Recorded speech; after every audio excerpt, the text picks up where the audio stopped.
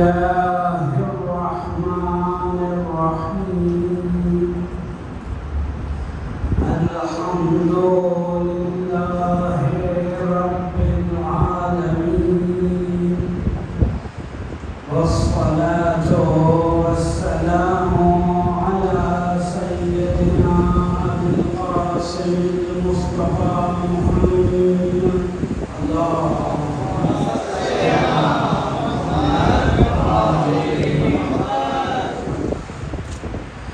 وعلى آله الطيبين الطاهرين المعصومين المنتجبين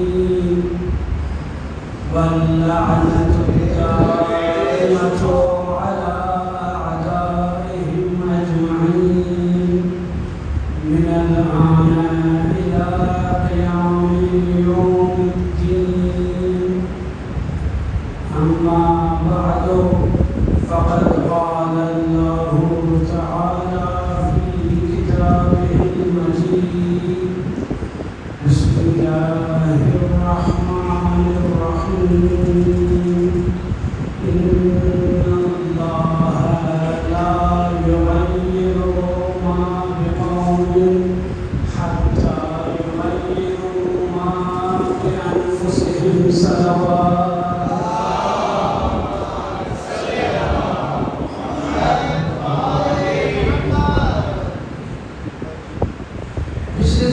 ہم نے ایک موضوع پر گفتگو کی، جس موضوع کے بارے میں میں نے یہ کہا کہ آپ اگر اس موضوع کی تفصیل میں جانا چاہتے ہیں تو اس کے لیے آپ کو تاریخ کا مطالعہ کرنا پڑے گا۔ تاریخ کا مطالعہ جو میں نے دو قسم کا بیان کیا تھا، اس میں دوسرا قسم تاریخ کا تحلیلی مطالعہ ہوگا۔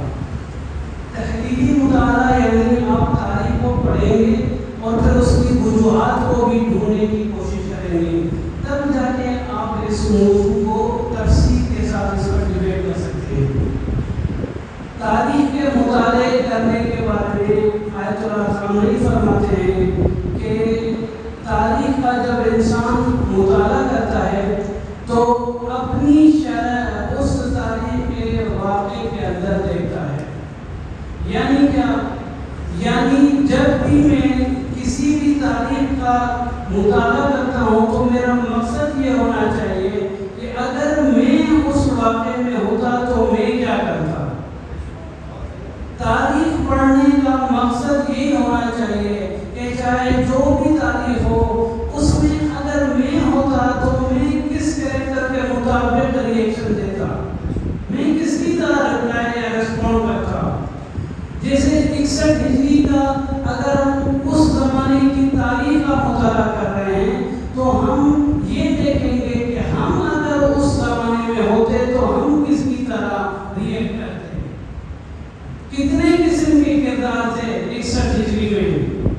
عبداللہ ابن عمر جیسا بھی تھا، عبداللہ ابن عباس جیسا بھی تھا، جنہوں نے اس قیام میں حصہ نہیں لیا، اور دوسری طرف حبیب ابن مظاہر جیسا بھی تھا، دوسری طرف آپ دیکھیں تو حر جیسا بھی ہے، زہیر ابن قین جیسا بھی ہے، عباس جیسا بھی ہے، اور دوسرے اور شہداء۔ تو میں ان میں سے کس کی طرح ریئیکٹ کرتا؟ کیا میں چپ رہتا، یا میں امام کے ساتھ وفا کرتا، یا میں لشکر یزید میں چلا جاتا؟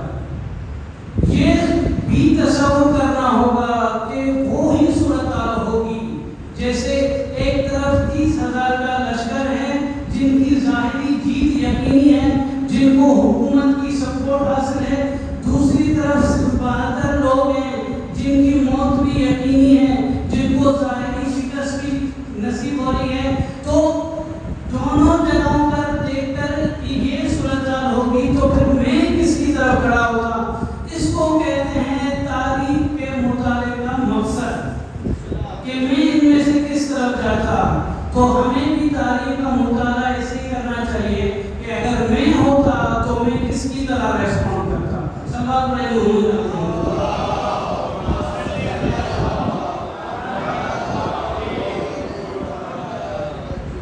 موضوع کا میں دوبارہ تکرار کروں کہ سورہ رعد کی 11ویں نمبر آیت، جس کا ترجمہ یہ ہے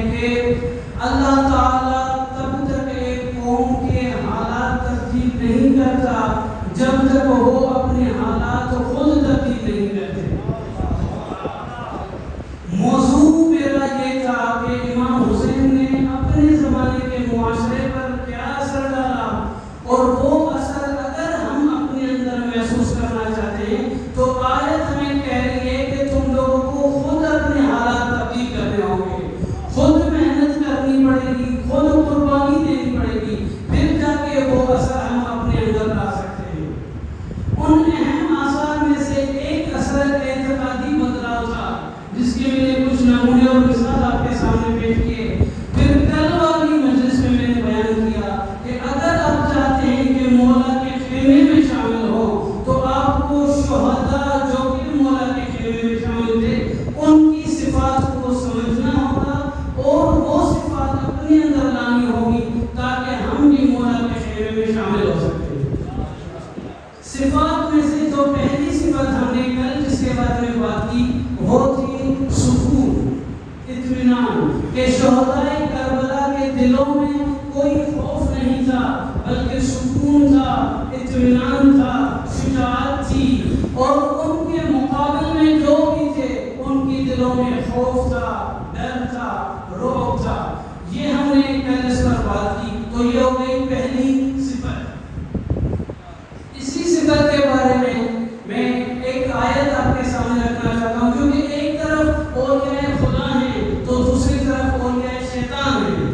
تو اولیاء شیطان جو ہیں ان کے بارے میں قرآن کہتا ہے بسم اللہ الرحمن الرحیم انما ذالکم الشیطان یخوف اولیاءہ، جو بھی شیطان کا دوست بننا چاہے گا شیطان اس کے دل میں خوف ڈالے گا۔ یہ بالکل اسی آیت کے مقابل میں ہے جو میں نے کل جس کی تلاوت کی، جس میں خدا کہہ رہا ہے کہ جو میرے اولیاء ہوں گے میں ان کے دلوں سے خوف ختم کروں گا، لیکن اس آیت میں خدا بتا رہا ہے کہ جو شیطان کے اولیاء ہوں گے شیطان ان کے دلوں میں خوف ڈالے گا۔ صرف یہی نہیں، پھر آگے اس قرآن میں آگے خدا فرماتے ہیں فَلَا تَخَافُوهُمْ وَخَافُونِي إِن كُنتُم مُؤْمِنِينَ، تم لوگ ان شیطان اور اولیاء شیطان سے ڈرو مت، تم لوگ مجھ سے ڈرو اگر مومن ہو۔ ان کنتم مومنین، تو تم ان سے نہ ڈرو، مجھ سے ڈرو۔ تم لوگ مجھ سے ڈرو گے تو میں باقی مخلوقین کا خوف تمہیں سے نکال دوں گا۔ جس کے مقابلے میں شیطان کیا بتا رہا ہے کہ تم لوگ خدا سے نہ ڈرو، باقی سب سے ڈرو۔ خدا کا خوف ختم کرتا ہے شیطان اور باقی مخلوقوں کا خوف ڈالتا ہے، اور خدا اپنا خوف ڈالتا ہے مومن کے دل میں لیکن دوسروں کا خوف ختم کر دیتا ہے۔ صلوات پڑھیں محمد۔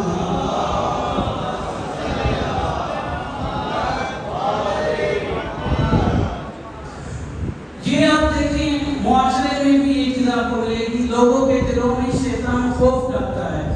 ہم نے یہ چیز ایران میں دیکھی ہے، ایران میں کوئی بھی زن و شوہر تازہ شادی کرتے ہیں تو کئی سال تک وہ پلان کرتے ہیں کہ ہم کوئی بچہ نہیں کریں گے کیونکہ ہم اپنا تو خرچہ اٹھا نہیں سکتے، بچے کا کہاں سے اٹھائیں گے، تو وہ خوف ہوتا ہے ان کے دلوں میں، شیطان ان کے دلوں میں خوف ڈالتا ہے۔ یہاں پر ایک اور مثال دے دوں کہ ہمارے اس معاشرے میں بھی کچھ لوگ شادی نہیں کرتے، کہتے ہیں کہ اپنا خرچہ نکال نہیں سکتا، بیوی کا کہاں سے نکالوں گا، تو یہ خوف اس کے دلوں میں شیطان ڈالتا ہے۔ جبکہ اسلام کیا کہتا ہے کہ ہر انسان کے رزق کا ذمہ خدا کے پاس ہے، خدا ایسی ایسی جگہوں سے آپ کو رزق دے گا جہاں سے آپ کو گمان تک نہ ہوگا۔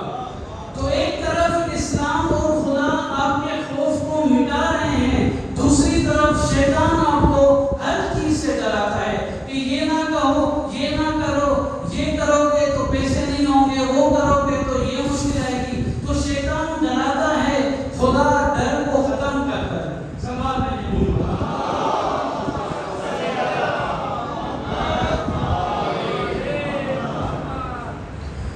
ہم آج کل اس مہنگائی کے زمانے میں یہ خبریں بھی سنتے ہیں کہ مثلا کسی عورت نے غربت میں اپنے بچے کو مار دیا اس ڈر سے کہ ہمیں رزق کہاں سے ملے گا، خرچہ کہاں سے ملے گا، اپنے ہی بچوں کو مار دیا۔ تو قرآن اس کے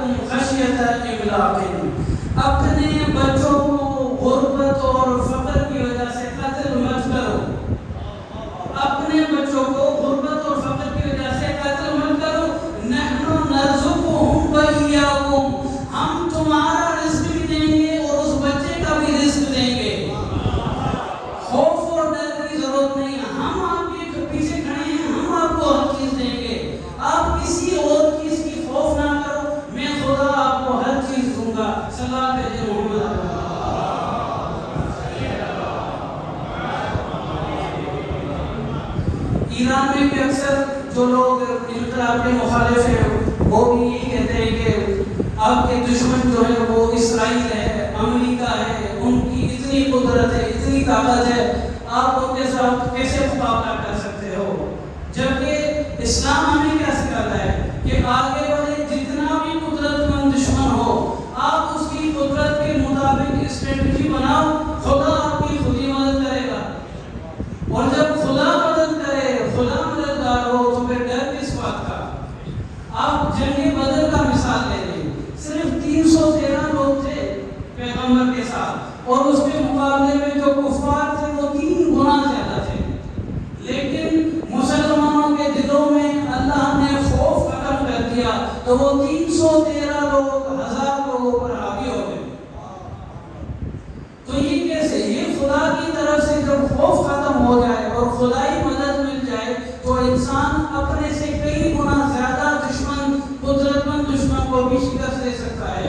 تو وہ یہ نہیں دیکھ رہے کہ 3 گنا زیادہ ہیں، وہ یہ دیکھ رہے ہیں کہ خدا ہمارے ساتھ ہے، اس کے مطابق اسٹریٹجی بناتے ہیں اور لڑتے ہیں۔ آپ واقعہ کربلا کو ذہن میں رکھیں، ایک طرف 30,000 لوگ کم از کم روایت میں جو ملتے ہیں، اور دوسری طرف صرف 72 لوگ۔ اگر یہ صرف یہ خوف ڈال دیں کہ وہ اتنے ہم سے زیادہ طاقتور ہیں، وہ شاید لڑنے کی ہمت ہی نہ کرتے، لیکن وہ کیونکہ اولیاء خدا تھے، ان کے دل میں کوئی خوف نہیں تھا، سکون تھا، اطمینان تھا، تو وہ لوگ 30,000 لوگوں کے مقابلے میں ڈٹ کر لڑے اور ایسی لڑائی کی، خود کو قربان کر دیا۔ آج ان 72 کا نام زندہ ہے اور 30,000 لوگوں کو کوئی جانتا تک نہیں ہے۔ یہ کیسے؟ کیونکہ خدا نے ان کی بہادری میں برکت ڈالی، ان کی قربانی میں برکت ڈالی۔ آج ان کی قربانی زندہ ہے اور وہ 30,000 کہیں تاریخ کے ان بند کتابوں میں گم ہو گئے، کسی کو یاد ہی نہیں۔ صلوات بھیجے محمد علیہ۔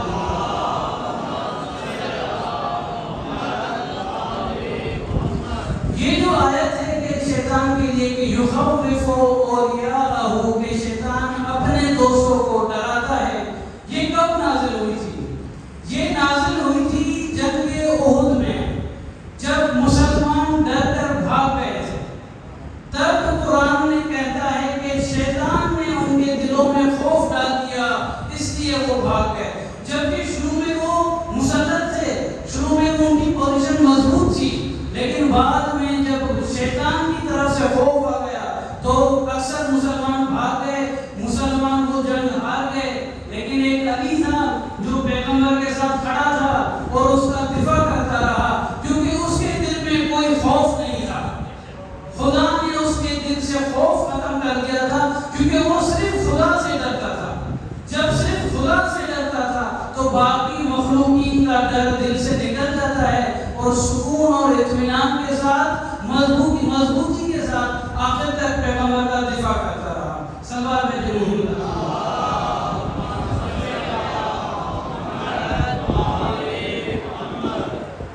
تو یہ ایک صفت شہدائے کربلا کی کہ سکون، اطمینان۔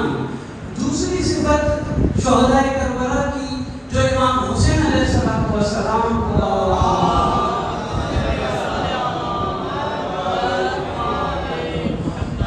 بیان کرتے ہیں، مولا ایک خطبے میں بیان کرتے ہیں، یہ میں پہلے بھی پڑھا تھا کہ من کان باذلا فینا مہجتہ فلیرحل معنا، جو بھی میری اس قیام کی راہ میں اپنی جان قربان کرنے کی ہمت رکھتا ہے وہ میرے ساتھ آئے۔ تو مولا اپنے شہداء یا اپنے ساتھیوں کی ایک صفت بیان کر رہا ہے، باذل۔ باذل یعنی قربان کرنے والا، دینے والا، جان دینے والا۔ تو یہ شہدائے کربلا کی دوسری صفت ہے، قربان کرنا، جان دینا، اللہ کی راہ میں کوئی چیز عطا کرنا، اس کو کہتے ہیں باذل، بذل کرنے والا۔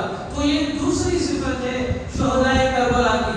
نہ صرف شہدائے کربلا کی، زیارت اربعین میں جب ہم مولا کو سلام پیش کرتے ہیں تو مولا کی صفات میں صرف ایک صفت بذل ہے۔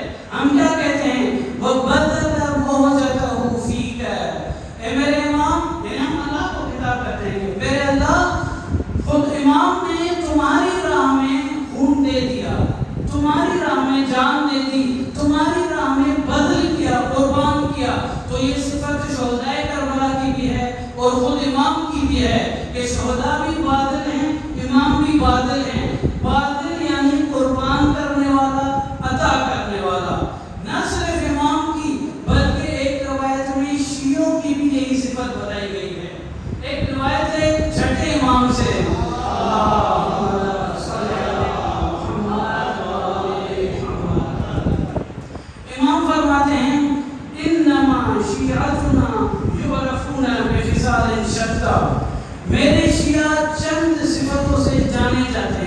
ان میں سے ایک صفت امام فرماتے ہیں بالسخا، میرے شیعہ سخی ہیں، وہ دینے میں ڈرتے نہیں ہیں، وہ سخی ہیں۔ اور دوسری والبذل للاخوان، میرے شیعہ اپنے ایمانی برادران کے لیے بذل کرتے ہیں، قربان کرتے ہیں، عطا کرتے ہیں۔ اور پھر تیسری صفت وَبِإِنْ يُصَلُّوا 50 لَيْلًا وَنَهَارًا، میرے شیعہ وہ ہیں جو 24 گھنٹوں میں 50 رکعت نماز پڑھتے ہیں۔ ہم تو شاید واجب 17 رکعتیں بھی بڑی مشکل سے پڑھتے ہیں، تو اس روایت میں امام 50 رکعت کا ذکر کر رہے ہیں، ایک اور روایت میں 51 رکعت کا ذکر ہے۔ تو یہ امام اپنے شیعوں کی صفتیں بیان کر رہے ہیں۔ ان میں سے ایک صفت جو ہمارے موضوع سے مربوط ہے وہ ہے بذل اور قربانی۔ سبحان اللہ۔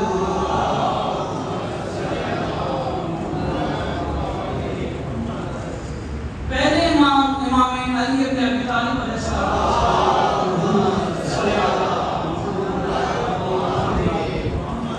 فرماتے ہیں شیعتنا المتبادلون فی ولایتنا، میرے شیعہ وہ ہیں جو ہماری ولایت میں ایک دوسرے کو بذل کریں گے۔ بذل یعنی وہی قربانی عطا کرنا، ایک دوسرے کے لیے قربان کریں گے، یہ وہی بذل ہے جس کی بات ہم کر رہے تھے۔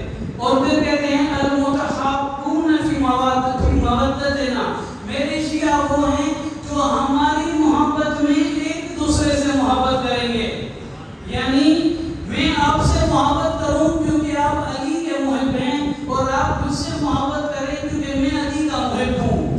اہل بیت کی محبت میں ایک دوسرے سے محبت کرنا، مولا کہہ رہے ہیں کہ یہ میرے شیعوں کی نشانی ہے۔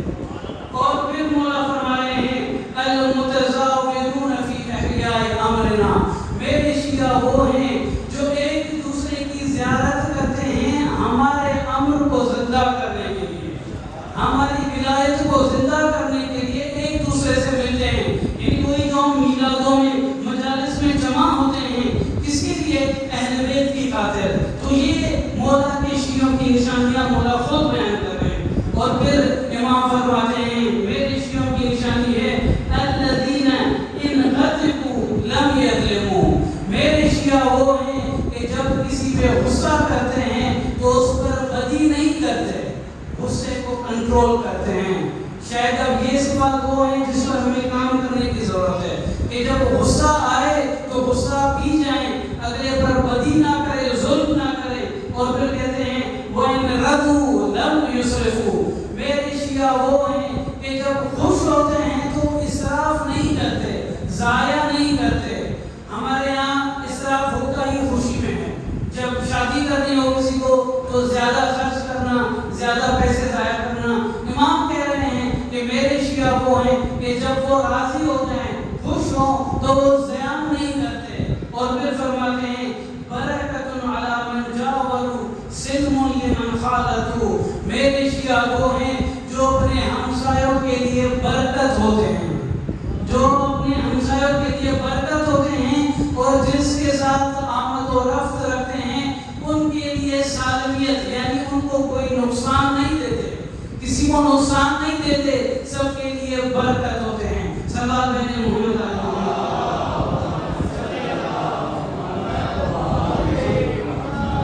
تو یہ ہے شہداء کی صفت، بذل کرنا، قربان کرنا، عطا کرنا، کہ انہوں نے اپنے زمانے کے حساب سے اپنے وقت کے امام کے لیے اپنی جان کو بذل کر دیا، قربان کر دیا۔ تو وہ تو ان کی صفت ان کے زمانے کے حساب سے تھی۔ اگر ہم چاہتے ہیں کہ یہ صفت ہمارے اندر آئے تو ہمیں اپنے زمانے کے حساب سے بذل کرنا ہوگا، قربانی دینی ہوگی، ہمیں اپنے زمانے کے حساب سے باذل بننا پڑے گا۔ تو یہاں پر یہ سوال ذہن میں آتا ہے کہ ہمیں اگر اپنے زمانے کے حساب سے باذل بننا ہے، قربانی دینی ہے، تو کس چیز کی قربانی دینی ہے؟ کیا چیز ہے جس کی قربانی دینی ہے؟ تو میں وہ آپ کو بتاؤں، اس زمانے میں اگر آپ اہل بیت کے لیے اور ان کے دین کے لیے قربانی دینا چاہتے ہیں تو پھر حرام کو خود سے دور کر دیں،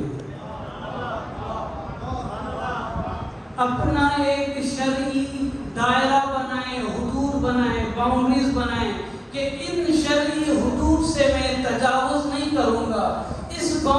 کے بعد جو بھی حرام کام ہے میں خود کو ان میں نہیں ڈالوں گا، یہ میں قربانی دوں گا اپنے زمانے کے حساب سے۔ کیوں کہہ رہا ہوں اپنے زمانے کے حساب سے؟ کیونکہ ہمارا وقت کا امام پردے میں ہے، ہماری ذمہ داری ہے کہ ہم اصلاح کریں اپنی بھی اور معاشرے کی بھی۔ یہ اصلاح ایسے ہوگی کہ ہمیں قربانی دینی ہوگی، ایک حدود بنانے پڑیں گے جس حدود کو ہمیں پار نہیں کرنا، حرام کی طرف نہیں جانا، یہ ہماری قربانی ہے۔ اس قربانی کو کیا کہا جاتا ہے؟ اس قربانی کو دینداری کہا جاتا ہے۔ یہ دینداری ہے۔ دیندار جو ہوتا ہے وہ دین کی باؤنڈریز اپنے ارد گرد کھڑی کر کے فیصلہ کرتا ہے کہ میں ان باؤنڈریز کو کراس نہیں کروں گا۔ یہ صرف دینداری میں نہیں ہے، جس فیلڈ میں جائیں گے آپ کو باؤنڈریز بنانی ہوں گی اس فیلڈ کے حساب سے۔ آپ اگر انجینئر یا ڈاکٹر بننا چاہتے ہیں تو اس حساب سے بھی آپ کو باؤنڈریز اور رولز بنانے پڑیں گے کہ مجھے اتنا پڑھنا ہے، اتنے سیمسٹر پڑھنے ہیں، اتنی پرسنٹیج حاصل کرنی ہے، یہ مجھے ٹارگیٹس اچیو کرنے ہیں، اور پھر میں جب مجھے نوکری ملے گی تو ان رولز کے اندر رہ کر میں کام کروں گا تاکہ میں اپنے ٹارگیٹ تک پہنچ سکوں۔ دینداری بالکل ایسے ہی ہے۔ میڈیکل میں ہاؤس جاب کرنی ہے، یہ چیزیں وہ رولز بنا کر اس دائرے میں رہ کر محنت کرنی ہوتی ہے۔ دینداری میں بھی یہی ہے، آپ کو ایک دائرہ بنا کر اس دائرے میں رہ کر محنت کرنی ہوگی، اسی کو دینداری کہا جاتا ہے۔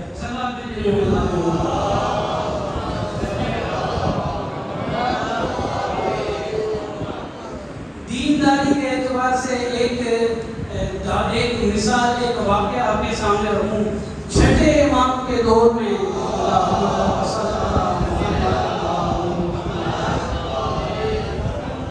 ایک عورت تھی جس کا نام تھا ام خالد۔ یہ عورت بیمار تھی، اس کے پیٹ میں شدید درد تھا۔ یہ طبیب کے پاس جاتی ہے، طبیب اس کو بتاتا ہے کہ اگر تمہیں اپنا درد ٹھیک کرنا ہے تو یہ چیزیں تمہیں استعمال کرنی ہوں گی۔ ان چیزوں میں ایک چیز شراب کا استعمال تھا۔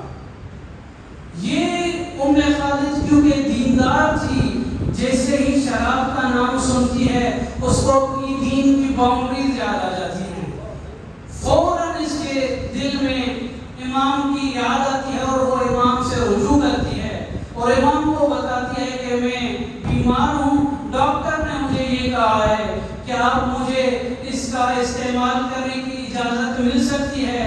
تو امام فرماتے ہیں کہ حرام چیز میں خدا نے شفا کو قرار نہیں دیا، کسی حرام چیز میں شفا نہیں مل سکتی، اسی لیے تم ان باؤنڈریز کے اندر رہ کر شراب سے خود کو دور رکھو۔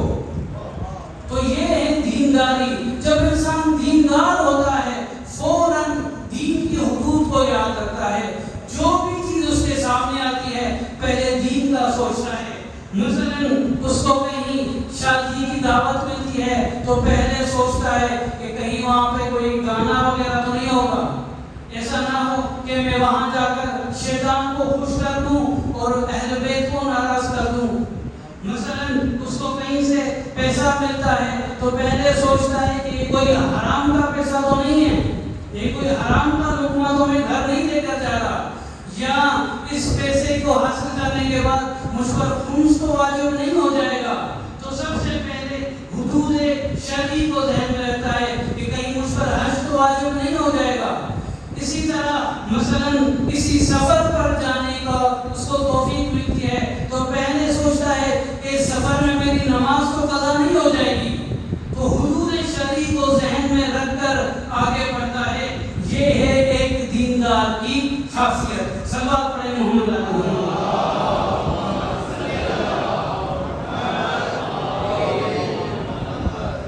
البتہ جیسے ایک انجینئر محنت کر کے ایک سلے تک پہنچتا ہے، ایسے دیندار بھی جب محنت کرتا ہے تو اس کو بھی صلہ ملتا ہے، لیکن صلہ انجینئر کا مادی ہوگا 1 لاکھ 2 لاکھ 3 لاکھ جو کہ فنا ہو جائے گا، فانی ہے، لیکن جو مومن مومن دیندار رہ کر محنت کرے گا اس باؤنڈریز کے اندر، اس کا جو صلہ ہوگا وہ معنوی صلہ ہوگا، وہ آخرت کا صلہ ہوگا جو کبھی ختم نہیں ہوتا۔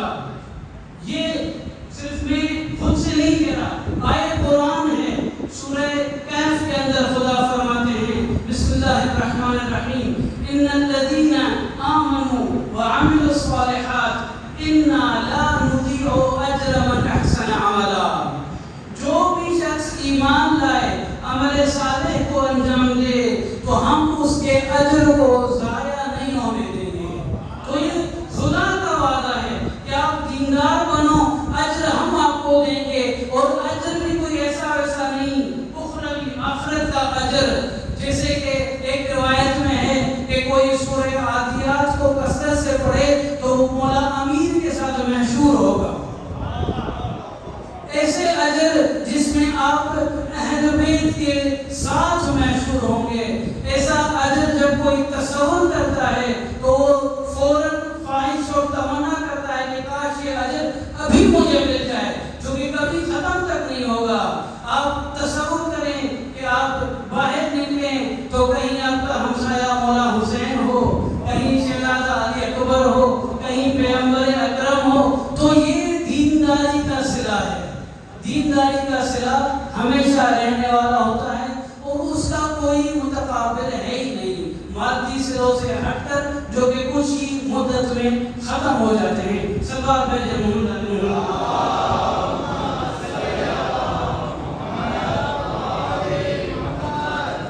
ایک اور مسئلہ جو ہمارے معاشرے میں ہے، جیسے فصلی فروٹ ہوتے ہیں، ویسے ہمارے کچھ مذہبی بھی فصلی ہو چکے ہیں۔ میں ان کو ایک تذکر اور نصیحت دینا چاہتا ہوں۔ فصلی فروٹ کیسے ہوتے ہیں؟ ایک خاص فصل میں آتے ہیں اور پھر ختم ہو جاتے ہیں۔ جیسے آج کل آم کی فصل یہ ختم ہو جائے گی تو فروٹ بھی، یہ آم بھی ختم ہو جائے گا۔ کچھ ہمارے مذہبی بھی فصلی ہو گئے ہیں۔ مثلاً اربعین پر جاتے ہیں، وہاں کے ماحول کے حساب سے نماز بھی پڑھتے ہیں، حجاب بھی کرتے ہیں، لیکن جب واپس پاکستان آتے ہیں تو پھر اسی معاشرے میں اسی طرح ہو جاتے ہیں۔ لگتا ہے ایسے کہ ایک خاص ماحول میں اس کے مطابق عمل کرتے ہیں، پھر جب ماحول بدلتا ہے تو پھر خود کو بدل لیتے ہیں۔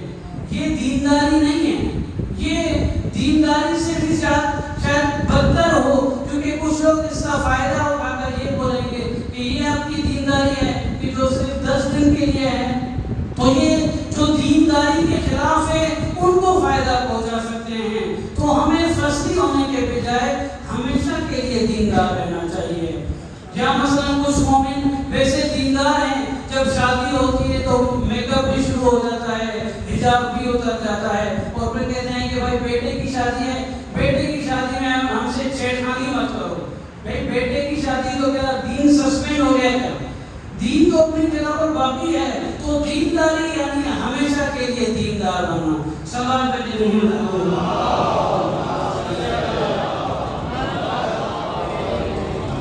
ایک آخری واقعہ بیان کرتے ہوئے پھر مسائل کی طرف چلا جاؤں گا۔ چھٹے امام کے زمانے میں ایک شخص تھا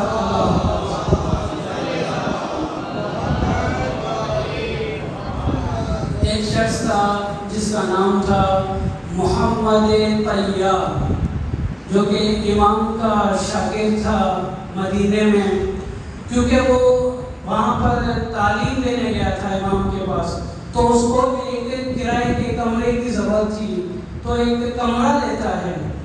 کمرے میں ایسے ہوتا ہے کہ اس کمرے کے مقابل میں ایک اور کمرہ بھی ہوتا ہے، اور ان کے درمیان میں صرف ایک دروازے کا فاصلہ ہوتا ہے۔ وہ جو مکان مالک ہوتا ہے وہ دوسرا جو کمرہ ہوتا ہے ایک غیر شادی شدہ عورت کو دے دیتا ہے۔ یہ کیونکہ دیندار تھا اور اس کو جیسے ہی پتہ چلتا ہے کہ ایک نامحرم کو وہ کمرہ دیا جا رہا ہے تو فوراً اس کو وہ دین کی باؤنڈریز یاد آتی ہے کہ یہ چیز نامحرم آ رہی ہے، وہ صرف ایک دروازے کا فاصلہ ہے، تو میں کسی حرام میں مبتلا نہ ہو جاؤں۔ فوراً اس عورت کو کہتا ہے کہ جو دروازہ ہے اس کو کھولنا مت، اگر یہ دروازہ کھولو گی تو ہم حرام میں مبتلا ہو جائیں گے۔ شروع میں وہ عورت کہتی ہے ٹھیک ہے میں دروازہ نہیں کھولوں گی، لیکن کچھ وقت گزرتا ہے دیکھتا ہے کہ وہ دروازہ کھلا ہے. اس عورت کو پاس اس کے پاس جا کر اس کو بولتا ہے کہ یہ جو تم نے دروازہ کھولا ہے تم نے کہا تھا کہ تم دروازہ بند رکھو گی. تو اس نے جواب میں کہا کہ کیونکہ کمرہ گرم ہو گیا تھا تو میں نے دروازہ کھول دیا. لیکن اس کو فوراً کوئی دین کی باؤنڈریز یاد آتی ہیں. یہ فوراً چھٹے امام صادق علیہ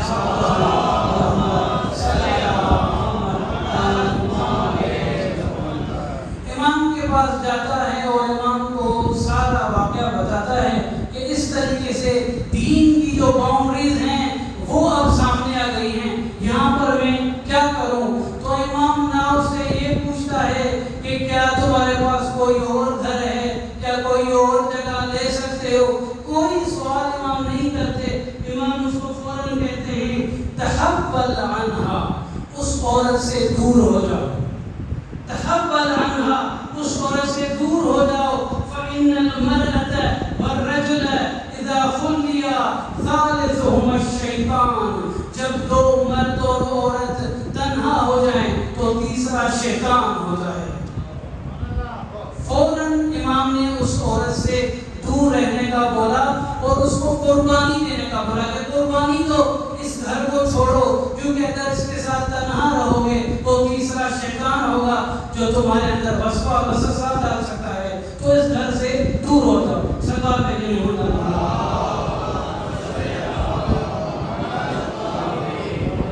تو یہ صفت ہے ہمارے شہداء کربلا کی کہ وہ بادل ہے, وہ قربانی دینا چاہتے ہیں مولا کی راہ میں, وہ اپنی جان تک کو قربان کرنا چاہتے ہیں مولا کی راہ میں. ان بادل شخصیتوں میں سے ایک شخصیت مسلم بن عقیل تھے. یہ وہ سفیر امام حسین ہیں جنہوں نے امام کی قیام کی راہ میں قربانی دینے کا فیصلہ کیا. یہ جب کوفے جاتے ہیں تو کوفے والوں کے لیے مولا ایک خط لکھتا ہے. اس خط میں مولا مسلم کے لیے یہ جملے لکھتا ہے. مولا لکھتے ہیں وَقَدْ بَعَثْتُ إِلَيْكُمْ أَخِي وَابْنَ عَمِّي وَثِقَتِي مِنْ أَهْلِ بَيْتِي مسلم ابن عقیل, میں اے کوفے والو تمہاری طرف اپنا بھائی بھیج رہا ہوں, اپنا چچا زاد بھیج رہا ہوں. میں تمہاری طرف ایک قابل اعتماد شخصیت بھیج رہا ہوں جو ہم اہل بیت میں سے ہے, جو مسلم بن عقیل ہے. میں اس کو تمہاری طرف بھیج رہا ہوں. امرتہ ان یکتب الیک بحالکم وامرکم ورأیکم, میں نے اس کو کہا ہے کہ وہ آپ کی رائے معلوم کر کے مجھے بتائے کہ آپ میرے ساتھ کھڑے ہیں یا نہیں کھڑے. مسلم بن عقیل جب کوفے جاتے ہیں تو مختار ثقفی کے گھر میں 30,000 لوگ مسلم کے ہاتھ پر بیعت کرتے ہیں. یہ دیکھ کر مسلم اپنے امام کے لیے خط لکھتے ہیں کہ مولا کوفے کی طرف آ جائیں, کوفے والے آپ کے ساتھ کھڑے ہیں. اس وقت جو کوفے کا حاکم تھا وہ نعمان ابن بشیر تھا جو کہ اس مختار کا سسر تھا. یہ نعمان بن بشیر کیونکہ مختار کا سسر تھا تو اس کی جگہ پر ابن زیاد کو لایا جاتا ہے. جب ابن زیاد آتا ہے تو مسلم فوراً مختار کا گھر چھوڑ کر ہانی کے گھر میں پناہ لیتا ہے. ابن زیاد کے لوگوں کو جب پتہ چلتا ہے کہ مسلم وہاں پر ہے تو وہاں تک پہنچتے ہیں اور ہانی کو کہتے ہیں کہ مسلم ہمارے حوالے کرو. جب ہانی انکار کرتا ہے تو ہانی کو گرفتار کر کے پھر بعد میں قتل کر دیا جاتا ہے. جب ماحول بدلنا شروع ہو جاتا ہے تو لوگ بھی مسلم کو چھوڑتے چلے جاتے ہیں.